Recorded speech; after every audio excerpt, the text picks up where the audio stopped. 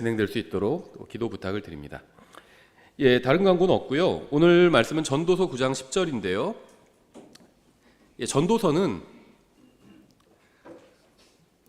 이 세상 삶에 대해서 주로 포커스를 맞춰서 솔로몬이 증언을 하고 있죠. 예, 그래서 이 세상 삶에 대한 이야기를 주로 하고 있습니다. 전도서 9장 10절 이렇게 되어 있죠. 무엇이든지 내 손이 하려고 찾는 것, 그것을 내 힘을 다하여 하라. 내가 가게 될 무덤 속에는 일도 없고 계획도 없고 지식도 없고 지혜도 없느니라. 무덤 속이란 건 이제 죽음 이후를 말하는 거죠. 예, 그래서 살아있을 때 뭔가를 해야 되고 죽고 나면 더 이상 무엇인가를 하기는 힘들다, 불가능하다, 이제 이런 얘기를 하고 있는 겁니다. 예, 잠깐 기도하겠습니다. 하나님 아버지, 주님의 말씀으로 저희의 마음에 빛을 비추어 주셔서 저희가 악한 이 세상에서 주님께서 기뻐하시는 대로 살 수 있게 도와주시기 원합니다. 예수님의 이름으로 기도드렸습니다. 아멘. 예, 그래서 우리가 무엇인가 할 수 있는 시간은 지금 이 세상에서 살아있을 때입니다. 우리에게 주어진 시간이 저마다 다르죠. 근데 어쨌든지 간에 주어진 시간이 무한하지 않고 한정적이에요. 죽음 이후에 우리는 무한히 영원히 살게 될 겁니다. 근데 죽음 이전에 우리가 이 세상에서 보낼 날들은 정해져 있다는 겁니다. 다만 그게 얼마나 정해져 있는지도 우리는 알 수가 없죠. 그래서 우리는 대충 살아서는 안 돼요. 그리스도인은 열심히 살아야 됩니다. 그래서 오늘 열심에 대해서 좀 살펴보려고 합니다. 이 열심은 성경적인 그리스도인의 굉장히 중요한 성품 중에 하나입니다. 열심은 게으름과는 정반대의 개념이죠. 열심 있는 그리스도인은 미지근한 라오디게아 시대의 기독교인들과는 정반대의 사람이에요. 그러니까 지금 이 시대의 기독교인들이 미지근하다는 것은요, 뭐 삶의 모든 영역에 있어서 미지근하다는 것이 아니라 신앙에 있어서 미지근하다는 겁니다. 다른 데는 열심을 내요. 아주 열심히 하고. 하지만 신앙에 있어서는, 예수님을 믿고 하나님의 말씀대로 사는 데 있어서는 미지근하다는 겁니다. 근데 우리는 그 부분에 있어서 열심을 내야 된다는 겁니다. 열심 있는 그리스도인은 주님의 말씀과 주님의 일에 대해서 뜨거운 마음을 가지고 있는 사람입니다. 성령님께서는 전도서를 통해서 해야 할 일이 있다면 힘을 다해서 그것을 하라고 말씀하십니다. 우리는 이 세상에서 지금 이 상태로 영원히 살지는 않을 겁니다. 주님께서 오시지 않는다면, 늦게 오신다면 우리는 인생을 마치고 주님께로 가게 될 겁니다. 그렇죠? 모든 사람의 인생은 무덤으로 가고 있고요. 우리도 마찬가지예요. 결국 종착지는 다 무덤입니다. 이 세상에서의 마지막 종착지는 무덤이죠. 다만 이제 무덤을 넘어서 가는 곳이 우리와 이 세상 사람들이 서로 다르다는 것뿐이죠. 문제는 우리가 언제 무덤 너머로 가게 될지는 아무도 모른다는 겁니다. 따라서 정말 중요한 일이라고 생각하는 일이 있거든 미루지 말고 그 일을 해야 합니다. 누군가를 위해서 해야 할 일이 있다면 속히 그 일을 해야 합니다. 또 하나님을 위해서 어떤 일을 내가 해야겠다고 생각한다면 너무 늦기 전에 그 일을 하시기 바랍니다. 예수님을 위해서 해야 할 중요한 일이 있다면 서둘러서 그 일을 하시기 바랍니다. 우리의 시간이 많지 않아요. 인생은 금방 지나가 버립니다. 인생에서 진정으로 중요한 것이 무엇인지 생각해 보시고 인생이 다 지나가 버리기 전에 그 일을 하시기 바랍니다. 예수님을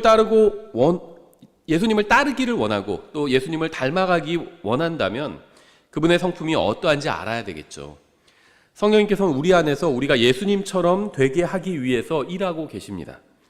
성령님은 우리의 성품이 예수님의 성품처럼 변하도록 우리 안에서 일하고 계세요. 모든 사람은 하나님께서 주시는 재능을 가지고 있습니다. 하지만 너무나도 당연하게도 열심을 내지 않아서 그 재능을 썩히는 경우가 허다합니다. 굉장히 좋은 두뇌를 가지고 태어났지만 게으름으로 인해서 좋은 성과를 내지 못하는 경우도 많이 있죠. 하나님께서는 구원받은 모든 사람에게 은사를 주십니다. 구원받은 모든 사람은 하나님께 받은 은사와 또 주님을 섬길 수 있는 기회를 받았어요. 인생 자체가 기회입니다.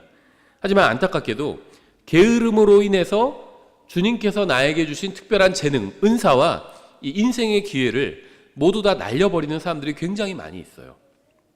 타고난 재능이나 받은 은사가 있고 그것을 사용할 인생의 기회가 있다는 것은 이건 정말 일단 좋은 일입니다. 하지만 아무리 뛰어난 재능이 있고 아무리 대단한 은사를 받았다 할지라도 그것을 실제 삶에서 적용하지 않는다면, 열심히 행하지 않는다면 아무 소용이 없고 누구에게도 유익을 주지 못한다는 겁니다. 구원받은 사람이 헌신하지 않는다면 결국 그가 받은 은사는 아무 의미가 없어져요. 헌신하지 않은 사람에게 주시는 은사와 기회는 결국 낭비일 뿐이겠죠. 시편 69편 9절에 이렇게 되어 있습니다. 제가 이 열심은 그리스도인이 가져야 될 덕목이라고 말씀드렸고요. 또 우리는 예수님을 따라야 한다고 말씀드렸죠. 시편 69편 9절 이렇게 되어 있어요. 주의 집에 대한 열심이 나를 삼켰고 주를 모욕한 자들의 모욕이 나를 덮쳤나이다. 이게 누구에 대한 말씀인지 알아내기가 어렵진 않겠죠. 이 말씀은 예수님의 고난에 관한 말씀입니다. 예수님께서는 기적을 행하시는 능력을 가지고 세상에 오셨습니다. 하지만 그 능력을 사용하지 않으셨다면 어떻게 되었을까요? 예수님은 말씀을 권능 있게 가르칠 수 있는 능력을 가지고 계셨죠. 하지만 그 능력을 사용하지 않으셨다면 어떻게 되었을까요? 아무 말도 하지 않고 계셨다면 어떻게 되었을까요? 감사하게도 예수님은 자신의 능력과 그 능력을 사용할 수 있는 기회를 모두 지혜롭게 사용하셨고 그로 인해서 우리를 포함한 많은 사람이 구원받고 진리를 알게 되었습니다. 하지만 주님께서 자신의 능력을 열심히 사용하셨을 때 모든 사람이 그것을 받아들이지는 않았어요. 주님을 거부하고 오히려 주님을 모욕하는 자들도 있었습니다. 만일 주님께서 아무것도 하지 않으셨다면 모욕을 당하지 않으셨을 겁니다. 욕먹지 않았을 거라는 거예요. 근데 주님께서 열심히 일하셨죠. 하나님을 위해서 열심히 일하셨습니다. 그래서 욕도 드시고요. 다음에 모욕도 당하셨죠. 주님은 아버지의 집에 대한 열심으로 일하셨고 그로 인한 비방과 모욕을 개의치 않으셨습니다. 예수님은 세상을 구원할 사명과 권능과 기회를 가지고 오셨고요. 그것을 침대 맡에 두거나 통 속에 넣어두거나 창고에 쟁여놓지 않으셨습니다. 만약 예수님께서 대부분의 기독교인들처럼 열심을 내서 아버지 하나님의 일을 하지 않으셨다면 그분은 그저 한 사람의 몫으로 살다 가셨을 겁니다. 그것도 뭐 의미가 있을 수는 있지만 우리에게는 의미가 없겠죠. 아들 하나님께서 인간의 몸을 입고 이 세상에 오셔서 많은 걸 행하지 않으시고 그저 몫으로만 살다 가셨다면 그러면 우리에게는 큰 의미가 없었겠죠. 하지만 예수님께서는 한 사람의 유대인으로 살다 가신 것이 아니라 아버지께서 주신 사명을 열심히 완수하셨습니다. 그래서 예수님은 창조자 하나님이실 뿐 아니라 세상의 구원자도 되신 겁니다. 주의 집에 대한 열심이 나를 삼켰고 이렇게 말씀하셨죠. 예수님께서는 아버지 하나님의 일을 하기 위한 열심이 자신을 삼켰다고 말씀하셨어요. 무엇인가가 다른 무엇인가를 삼키려면 그 삼키는 것이 삼킴 당하는 것보단 더 커야 되겠죠. 적어도 예수님의 열심이 자기보다 더 컸다는 겁니다. 그 엄청난 열심이었죠. 여러분도 이런 고백을 하실 수 있나요? 하나님께서 구원받은 모든 사람에게 주님을 섬길 수 있는 은사, 힘, 재능을 주셨다는 겁니다. 또 주님의 일에 대한 열심도 주셨어요. 여러분이 구원받았다면 하나님께서는 여러분에게 은사와 열심을 주셨습니다. 하나님께서는 구원받은 모든 사람에게 주님을 향한 열심을 주셨어요. 만약 지금 현재 여러분이 그 열심을 가지고 있지 않다면 여러분은 구원받은 이후에 어디에선가 그 열심을 잃어버린 겁니다. 주셨어요. 구원받을 때 열심을 주셨습니다. 은사도 주셨고 열심도 주셨어요. 근데 지금 내가 없는 것 같다고 생각된다면 어디에선가 구원받은 이후부터 지금까지 살아오면서 어디에선가 그 열심을 잃어버린 겁니다. 불행한 사실은 구원받은 대부분의 사람들이 주님을 섬길 수 있는 기회와 은사를 받았음에도 불구하고 그러한 사실을 완전히 잊고 살아간다는 겁니다. 구원받은 대부분의 사람들은 주님을 향한 열심이 자신을 삼킨다는 것이 무엇을 의미하는지도 아예 몰라요.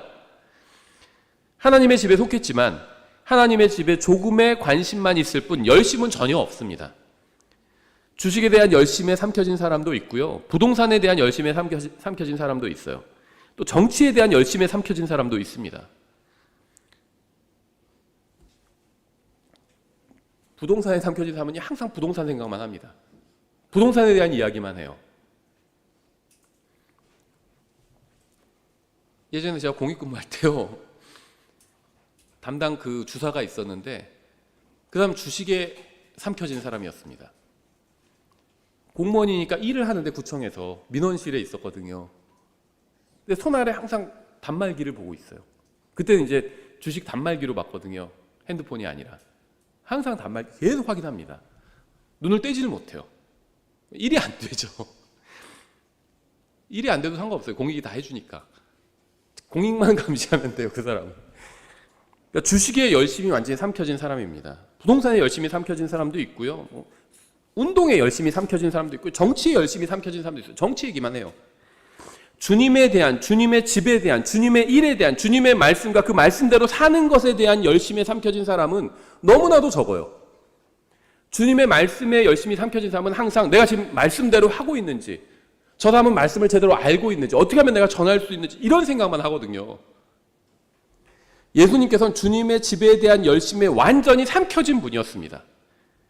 여러분도 주님의 집에 대한 열심에 삼켜지셨습니까? 항상 집을 생각하시는 거예요. 가정을. 하나님의 가족을 생각하시는 겁니다. 함께 모여 주님께 경배드리는 것이 기다려지시나요? 기도 모임, 성경 공부 모임, 설교, 교제, 간증을 나누고 또 하나님의 말씀을 내가 실제로 살아보는 것, 이런 것에 관심이 있으신가요? 예수님은 아버지 하나님의 집에 대한 열심에 완전히 삼켜진 분이었습니다. 그래서 아버지의 일을 하기 위해 열심을 냈고 아버지의 말씀을 전하기 위해 열심을 내셨어요. 한 번 세워진 교회가 사라지지 않고 계속 존속하는 조건이 무엇인지 아세요? 우리 교회가 이제 10년 됐죠, 딱.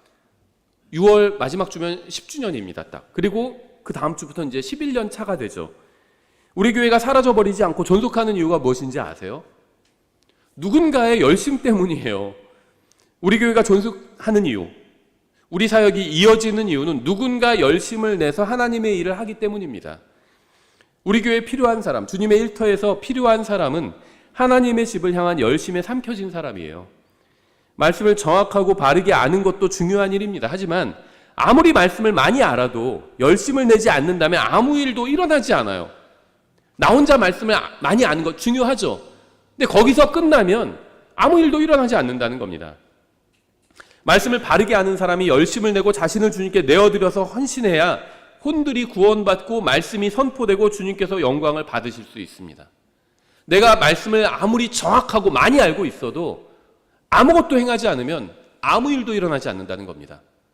내가 많이 아는 말씀대로 살고 이 말씀을 전하고 가르치고 해야 무슨 일이 일어날 수 있게 된다는 겁니다. 인터넷으로 예배를 드리는 사람들이 있어요. 특히 코로나 이후에 완전히 그렇게 정착해버린 분들이 있습니다. 저는 그런 분들을 정죄하고 싶지 않아요. 사정이 있겠죠. 모든 사람의 사정을 다 아는 게 아니잖아요. 지금 분명히 어려운 시기입니다. 하지만 주님의 집을 향한 열심이 있다면 인터넷을 통해 드리는 경배로는 성에 차지 않을 거예요. 그렇죠. 사랑하는 사람이 있다면 무슨 수를 써서라도 만나려고 하는 것처럼 주님을 향한 열심이 있다면 가만히 있지만은 않을 겁니다. 가만히 있을 수가 없어요. 주님께 경배드리는 자리에 와서 함께 경배드리려고 할 겁니다. 주님을 섬기는 자리에 와서 함께 섬기려고 할 거예요. 주님의 말씀이 선포되는 자리에 와서 힘을 보태려고 할 겁니다. 교회가 존속하는 이유는 많은 회원 때문이 아니라 열심 있는 사람들 때문이에요. 우리 교회 사람들이 1000명이 모여도요, 열심 있는 사람이 한 명도 없잖아요. 그러면 존속할 수가 없습니다. 다 섬김을 받으려고만 한다면 1000명이 아니라 10,000명이 있어도 교회는 존립조차를 할 수 없어요. 존속은 고사하고 존립할 수도 없습니다.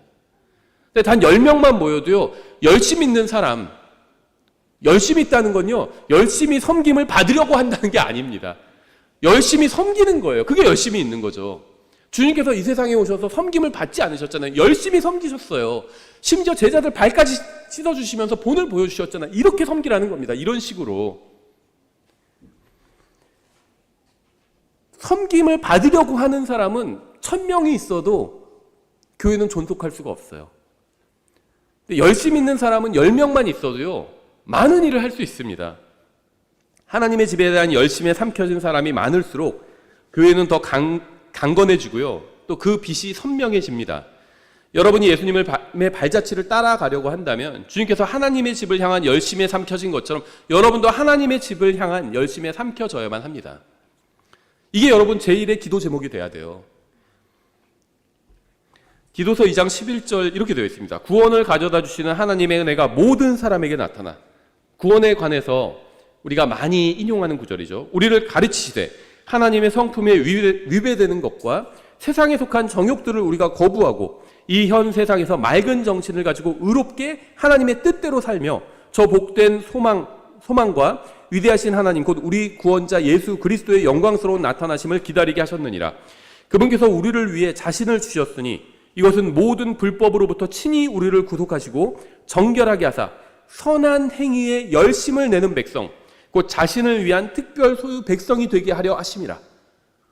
우리를 구원하신 목적이 뭐죠? 이 말씀에 의하면, 디도서 2장에 의하면 선한 행위에 열심을 내는 사람을 만들기 위해서 구원하신 거예요. 우리는 단순히 선한 행위를 하기 위해서 구원받은 것이 아닙니다. 선한 행위에 열심을 내는 사람이 되기 위해서 그런 사람을 만드시려고 구원하신 겁니다. 주님께서 우리의 혼을 구원하신 이유는 우리가 매일 주님의 일에 열심을 내게 하기 위함입니다. 구원받기 전에 우리가 부동산이나 드라마나 영화나 스포츠나 연예인이나 정치에 열심을 냈던 것처럼 우리가 사람들에게 예수님에 대해서 말해주고 그분의 말씀을 읽고 연구하고 선포하고 말씀대로 사는 것에 열심을 내게 하기 위해서 주님께서 우리를 구원하신 겁니다. 구원받기 전에 세상에서 쓰레기 같은 것들에 열심을 냈던 것처럼 하나님의 집안 일에 열심을 내게 하기 위해서 구원하신 거예요. 쓰레기 모으는 사람도 있어요. 빈병 모으는 사람도 있고요. 산을 다니면서 막 빈병 모읍니다. 그런 사람 영상도 본 적이 있어요. 빈병을 모아요. 산에서 막 캐는데 코카콜라 병 30년 전께 나오니까 너무 좋아합니다. 제가 봤을 땐 쓰레기인데 너무 좋아해요. 30년 전에 코카콜라 병을 발견하고서 거기에 열심을 내는 거예요. 얼마나 안타까워요. 사람들은 아침에 일어나면 뉴스를 보거나 SNS죠. 소셜미디어에 접속합니다. 주님께서는 우리가 진짜 뉴스를 보고 진짜 교제를 나누기 원하십니다. 우리는 성경을 펼 때마다 진짜 뉴스를 볼 수 있어요. 최신 뉴스, 미래 뉴스까지 다 나와 있어요. 성경에는. 최신 뉴스뿐만 아니라 미래 뉴스까지 다 나와 있습니다. 2000년 뉴스 요약돼서 나와 있어요. 앞으로 1000년 후의 뉴스까지 나와 있어요. 계시록에 보면 1000년왕국 다 나와 있잖아요. 최신 뉴스는 성경에 있어요. 가짜 뉴스는 하나도 없습니다. 성경에는. 다 진짜 뉴스예요. 성경을 읽는 사람이야말로 가장 정확한 뉴스를 보는 겁니다. 사람들에게 예수님에 대해서 알려주는 사람이야말로 가장 훌륭한 소셜 활동을 하는 거예요. 하나님께서는 우리가 주님의 말씀과 주님의 일과 주님의 집안에 열심을 내게 하기 위해서 우리를 구원하셨습니다. 구원받은 사람은 매주 1시간씩 주님께 내어드려야 합니다. 이미 1시간씩 주님께 내어드리는 사람은 이제 매주 2시간씩 주님께 내어드리면 됩니다. 2시간씩 주님께 매주 내어드리고 있는 사람은 4시간씩 주님께 내어드려야 합니다. 남는 시간의 일부를 주님께 내어드리는 사람은 남는 시간의 대부분을 주님께 내어드려야 합니다. 남는 시간의 대부분을 주님께 내어드리는 사람은 남는 시간의 전부를 주님께 내어드려야 합니다. 하나님의 교회에는 이런 사람들이 필요합니다. 주님께서는 이런 사람들을 찾고 계세요. 우리에게는 주님을 향한 열심이 삼켜진 사람이 필요합니다. 목회자뿐 아니라 구원받은 모든 사람이 전임 사역자가 되어야 합니다. 출근하기 전에 1시간을 주님께 드려보세요. 퇴근한 후에 또 1시간을 주님께 드려보세요. 토요일과 일요일 전부를 주님께 드려보십시오. 여러분이 믿는다고 고백하는 주님이 정말 온 세상의 창조자이고 구원자이고 심판자라면 여러분의 모든 시간과 재능과 소유를 드린다 해도 그건 지나친 것이 아닙니다. 생각해 보세요. 온 우주의 창조자예요. 모든 것을 심판하실 분입니다. 하나님은. 그럼 그런 분께 전부를 드린다고 해서 그게 지나친 일이겠냐는 거예요. 주님을 위해서 선한 일을 계획하고 열심을 내서 그 일을 하십시오. 주님의 일을 계획해 보신 적이 있나요? 내가 주님을 위해서 어떤 일을 할 수 있는지 생각해 보시고 그 일을 어떻게 할 것인지 한번 계획해 보세요. 주님을 위해서 해야 할 일은 항상 있습니다. 쉽고 편한 인생을 살려고 하지 말고 주님을 위해서 수고하는 인생을 살려고 하십시오. 인생이라는 기회가 무한히 존재하는 것이 아닙니다. 저는 주님의 일을 위해서 열심을 내어서 일하다가 주님께 가고 싶어요. 빈둥거리다가 주님께 가지 않고 열심히 주님을 위해서 일하다가 가고 싶습니다. 한가하고 편안한 인생을 살다가 주님께 가고 싶지 않습니다. 주님의 말씀을 선포하고 전하다가 주님께 가고 싶어요. 사람들에게 저의 놀라운 구원자이신 예수님에 대해서 알려주다가 주님께 가고 싶습니다. 저뿐만 아니라 여러분 모두 주님의 말씀과 주님의 일을 위해서 열심을 내서 최선을 다해 전력 질주를 하다가 주님을 만나시기 바랍니다. 빈둥거리고 방황하고 그냥 걷고 드러누워 있다가 주님을 만나시지 말고 전력 질주를 하다가 주님을 만나세요. 골로새서 4장 12절 이렇게 되어 있습니다. 너희에게 속한 사람으로 그리스도의 종인 에바브라가 너희에게 문안하느니라. 그가 너희를 위해 항상 기도로 뜨겁게 수고하나니. 난 뭐 별로 할 수 있는 게 없는데 기도하시면 됩니다. 다른 사람을 위해서, 교회를 위해서, 사역을 위해서 기도해 주세요. 기도로 수고할 수 있어요. 기도로 뜨겁게 수고하나니 이것은 너희가 하나님의 모든 뜻 안에서 완전하고 완벽하게 서게 하려 함이라. 내가 그에 대해 증언하되 곧 그가 너희와 라오디게아에 있는 자들과 히에라폴리스에 있는 자들을 위해 큰 열심을 가진 것을 증언하노라. 그리스도인의 삶을 절대로 살 수 없는 사람이 누구인지 아세요? 그리스도인답게 살 수 없는 사람이 누군지 아세요?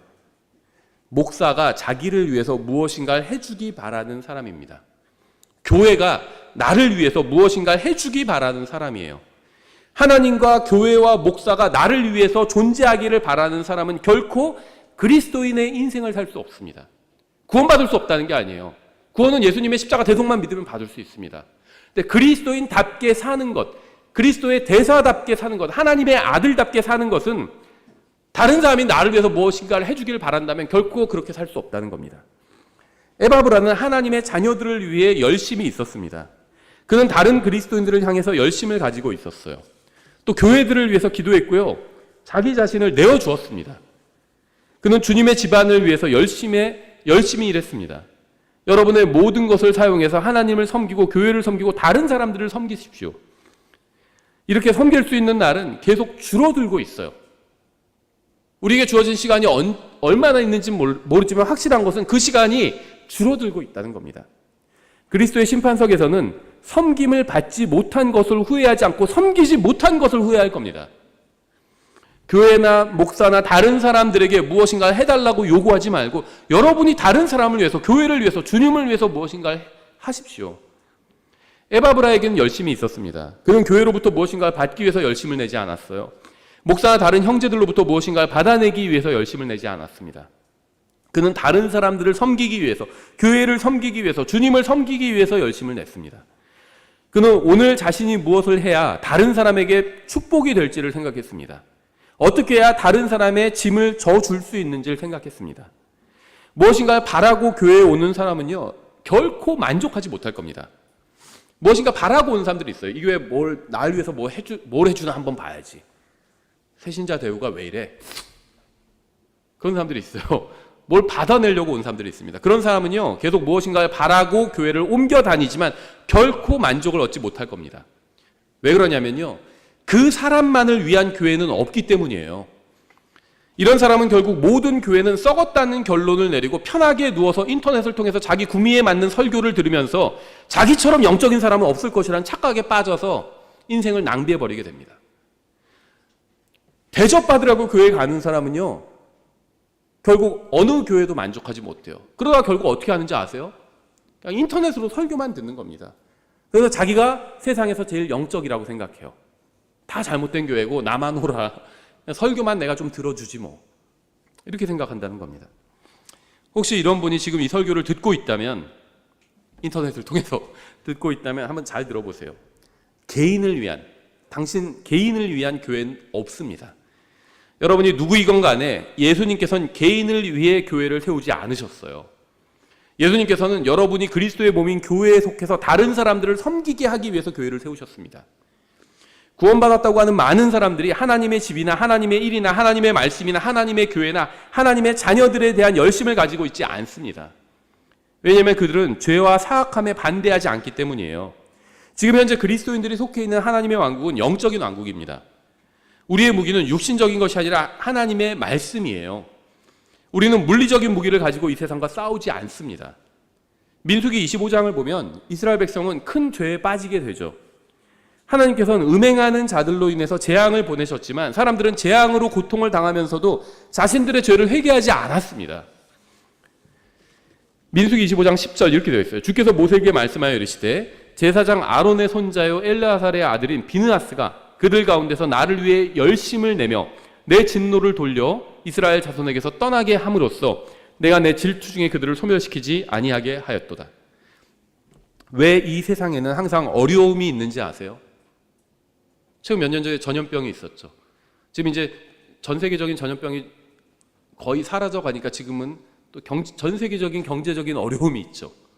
우리나라만 경제적으로 어려운 것이 아니라 전 세계가 다 그래요. 미국, 중국, 유럽, 전 세계 경제를 주도하는 그런 국가들이 다 경제적으로 어렵습니다. 대부분이. 어려움이 있어요. 어려움이. 왜 그런 어려움이 있는지 아세요? 음행하고 우상을 숭배하는 사람들이 있기 때문입니다. 그래서 하나님께서 어려움을 주시는 거예요. 죄를 짓고도 회개하지 않는 사람들이 있기 때문에 하나님께서는 이 세상에 어려움을 지속적으로 주시는 겁니다. 그런데 왜 주님께서 긍휼을 베푸시는지 아세요? 한쪽으로는 어려움을 주시지만 한쪽으로는 또 은혜를 베풀어 주시거든요. 왜 그러시는지 아세요? 열심을 내서 주님의 진노를 돌이키게 하는 사람들이 있기 때문이에요. 누가 어떻게 주님을 위해서 열심을 냈는지 아세요? 6절에 이렇게 되어 있습니다. 또 보라, 이스라엘 자손 온 회중의 성막 문 앞에서 울 때 이스라엘 자손 중 한 사람이 왜 울고 있었을까요? 죄를 지었어요. 이스라엘 백성이 음행의 죄를 지었죠. 우상숭배의 죄를 지었습니다. 그래서 어떻게 됐죠? 하나님께서 재앙을 보내셨잖아요. 그래서 많은 사람이 죽게 되었습니다. 그러니까 뭐 하고 있죠? 울고 있어요. 그래서 회중의 성막 문 앞에서 울 때 이스라엘 자손 중 한 사람이 모세의 눈앞과 온 회중의 눈앞에서 미디안 여인 하나를 자기 형제들에게 데려오므로 제사장 아론의 손자여 엘르아살의 아들인 비느하스가 그것을 보고는 회중 가운데서 일어나 손에 창을 들고 그 이스라엘 남자를 따라 장막에 들어가 그들 두 사람 곧 그 이스라엘 남자 그 여인의 배를 꿰뚫으니 이에 재앙이 이스라엘 자손에게서 그치니라. 물론 지금 우리가 음행하면서 우상숭배를 하는 사람을 창으로 찔러 죽인다고 해서 전 세계적인 어떤 어려움이 사라지는 것은 아닙니다. 우리의 무기는 혈과 육에 대항하는 것이 아니기 때문이에요. 12절 그러므로 너는 말하라. 보라, 내가 그들에게 화평의 내 언약을 주나니 그와 그의 뒤를 이을 그의 씨가, 비느하스에 관한 말씀이죠. 그것 즉 영존하는 제사장 직분의 언약을 소유하리라. 이는 그가 자기 하나님을 위해 열심을 내었고 이스라엘 자손을 위해 속죄하였기 때문이라 하시니라. 우리나라 목사들의 문제가 무엇인지 아세요?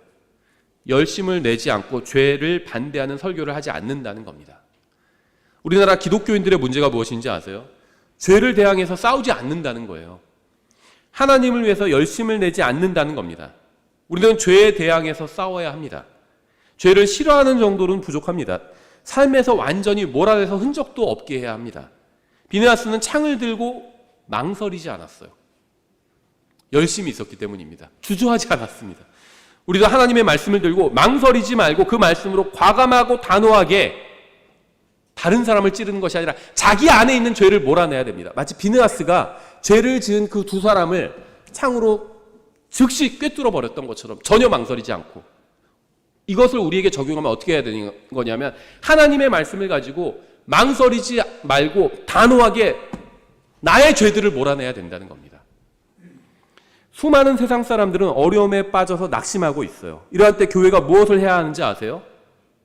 교회가 할 일, 회개하고 죄를 버리는 겁니다. 교회 청소부터 하는 겁니다. 교회 청소부터.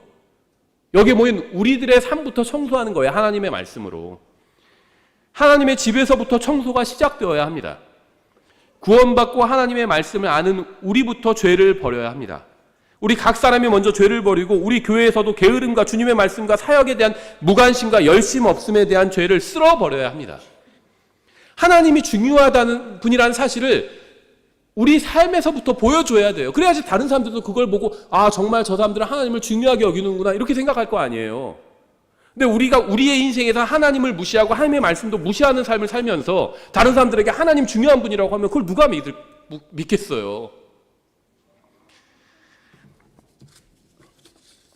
고린도서 8장과 9장은 헌금에 대해서 말씀하고 있어요. 우리는 독립침례교회죠.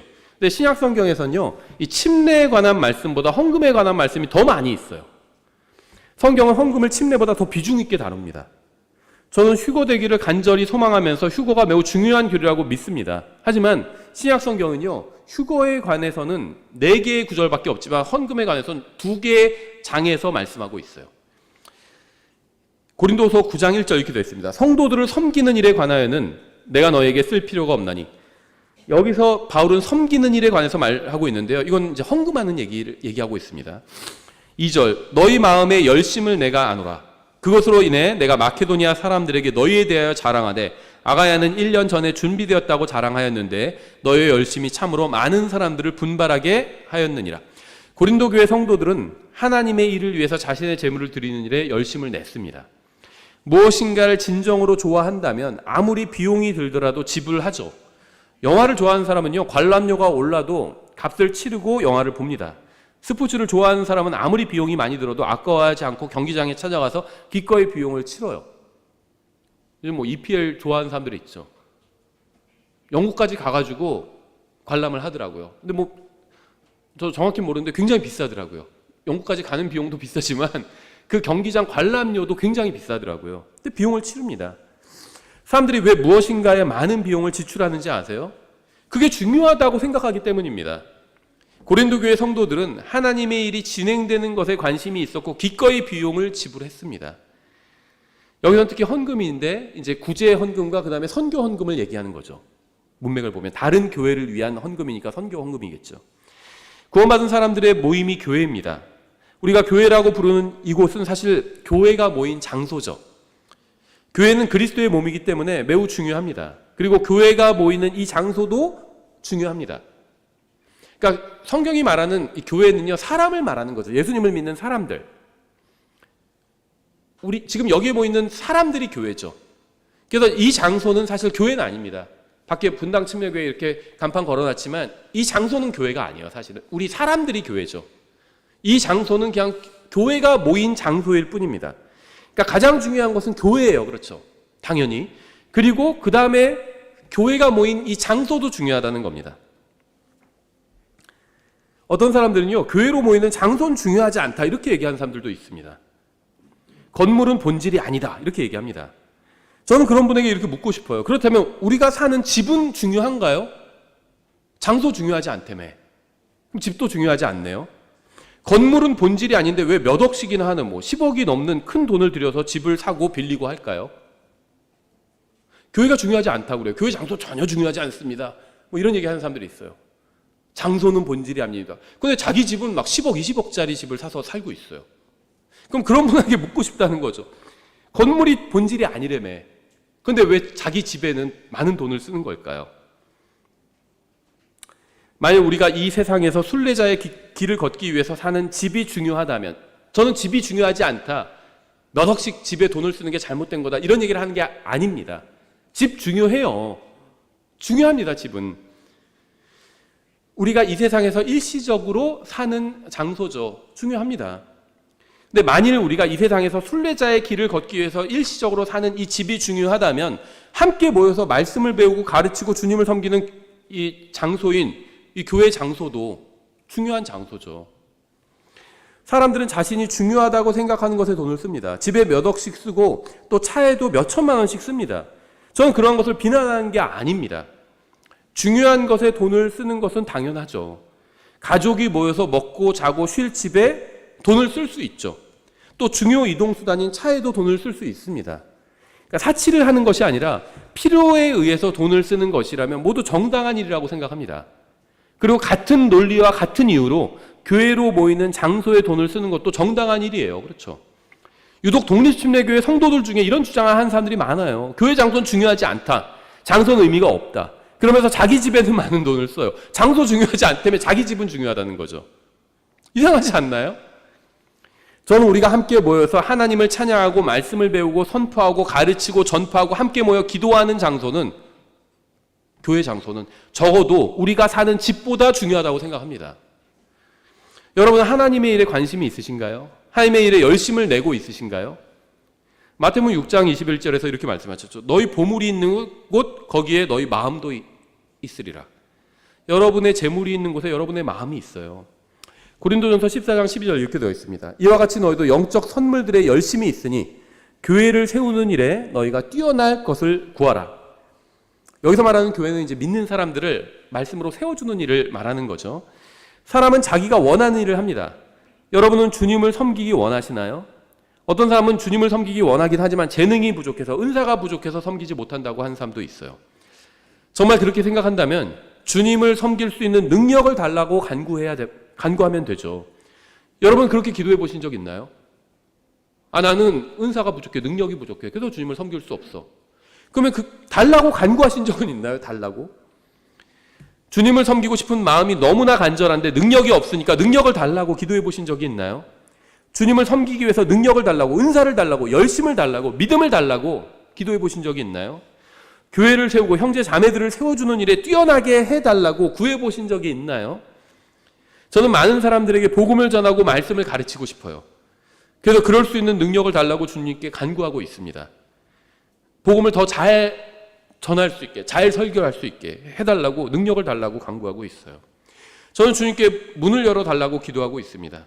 주님의 말씀을 모르고 방황하면서 인생을 낭비하고 있는 사람들에게 말씀을 가르치게 해달라고 기도하고 있습니다.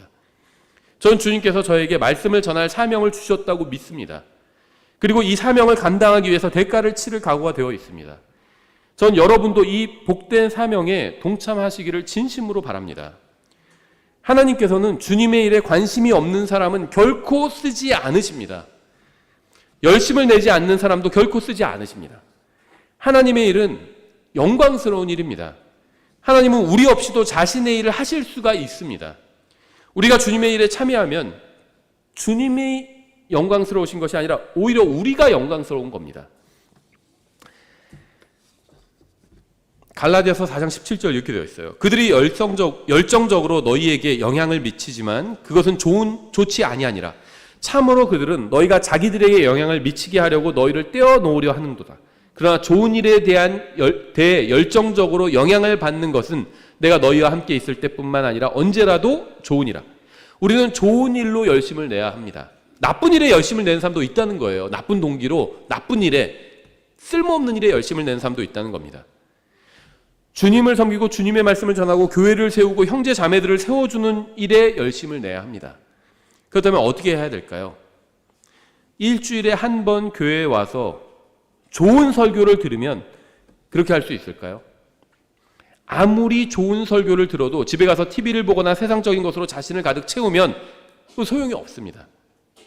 일주일 내내 세상적인 것으로 자신을 채워놓고는 일주일에 한 번 교회에 와서 설교를 듣는 것은 큰 의미가 없어요.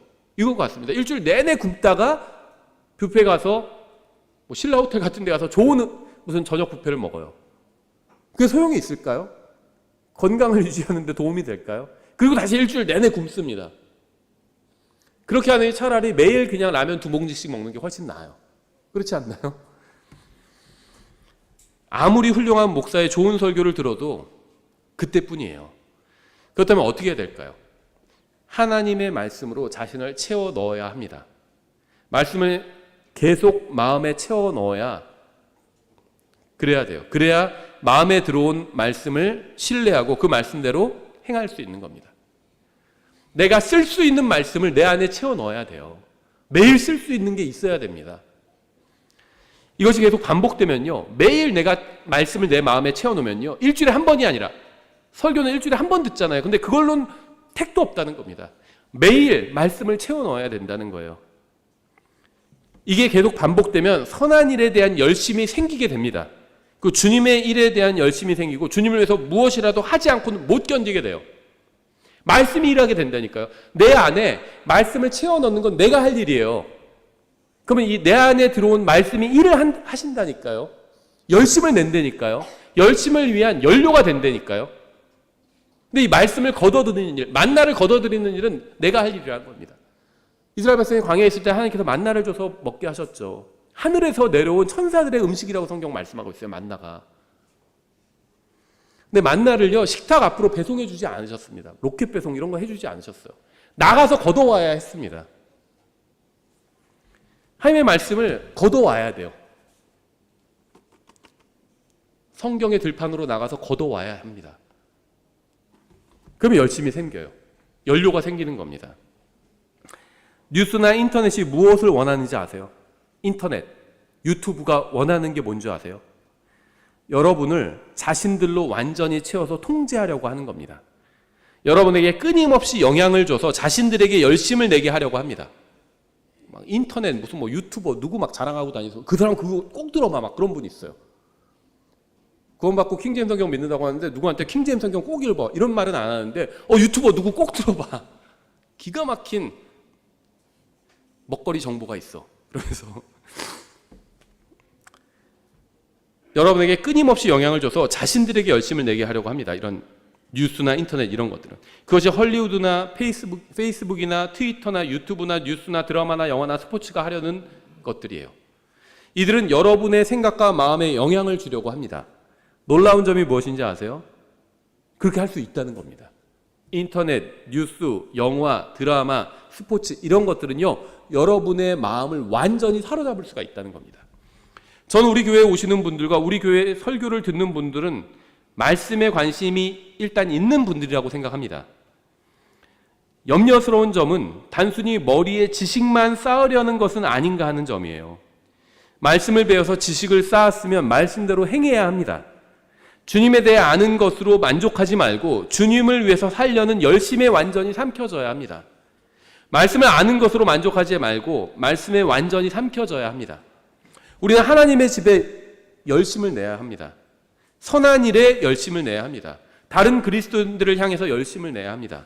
죄와 싸우는 데 열심을 내야 합니다. 하나님의 일을 지원하는 데 열심을 내야 합니다. 영적 은사를 받는 데 열심을 내야 합니다.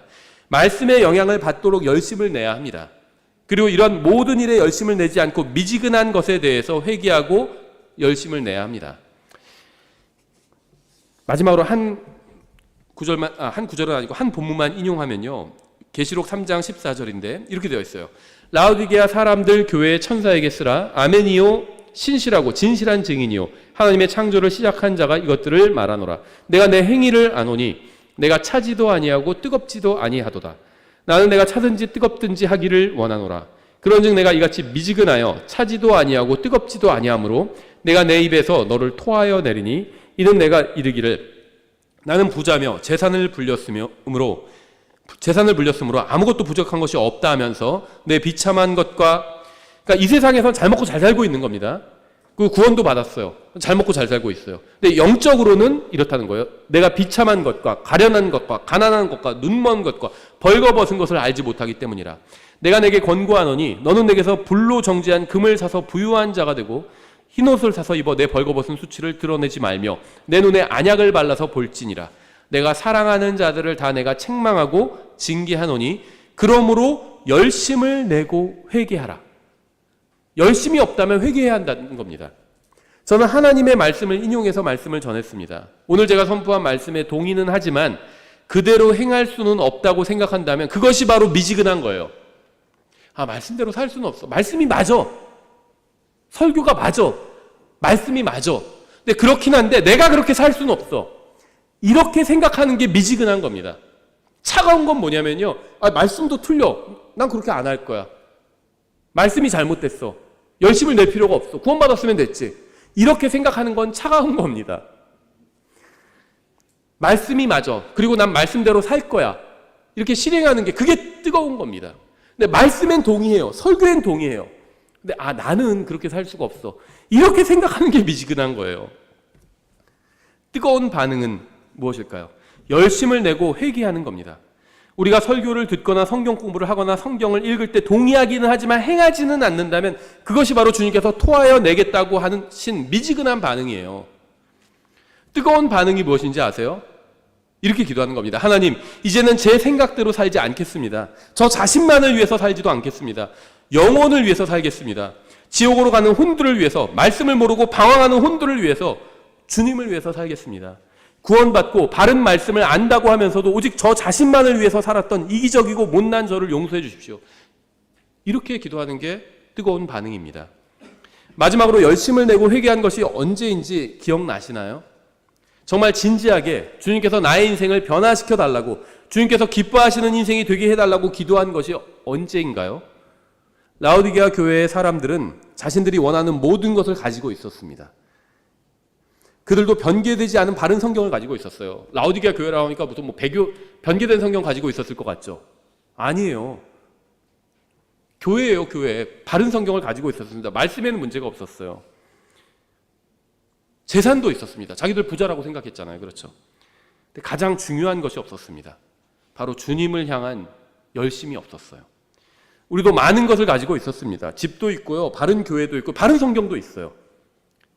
제가 원하는 것은 여러분이 주님을 단순히 섬기는 것이 아닙니다. 주님을 열심히 섬겨야 합니다. 열심히. 라오디게아 교회 사람들처럼 살지 마시기 바랍니다. 그들처럼 우리 자신을 속이지 말아야 합니다. 진심을 다해 우리의 모든 것을 다해서 열심히 주님을 섬겨야 합니다. 기도하겠습니다. 하나님 아버지, 저희가 구원받고 영원한 생명을 받았다고 하지만 주님을 향한 열심을 잊어버리고 오직 이 세상의 일시적인 것들만 위해 살았음을 고백합니다. 저희를 용서해 주시고 저희의 마음이 주님의 말씀으로 충만하게 해주시기 원합니다. 열심을 가지고 주님을 섬길 수 있도록 저희의 눈을 열어주시기 원합니다. 예수님의 이름으로 기도드렸습니다. 아멘.